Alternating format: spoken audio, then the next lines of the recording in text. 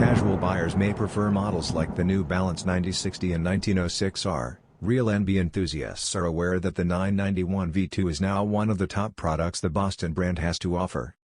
Hairy suede overlays set the mineral green 991 V2 apart, which was first seen in the New Balance Made in UK summer preview back in February.